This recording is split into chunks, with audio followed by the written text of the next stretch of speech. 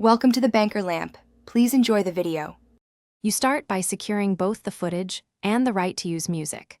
First, pick a short vertical clip and a licensed track from the platform library or a cleared source. You cannot guess licensing. Once selected, convert or export the audio as MP3 or WAV at 320 kbps and trim it to match your clip length.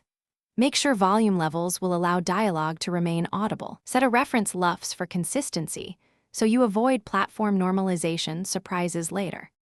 Now you sync and shape the audio to serve the story. Import both files into your editor and snap clips to 0. 1 second increment so beats align with cuts. Once done, cut the music to emphasize visual peaks and add fade-ins or fade-outs of 0. 5:1. 5 seconds to avoid abruptness. Make sure to duck the music under speech using automated sidechain or manual gain envelopes.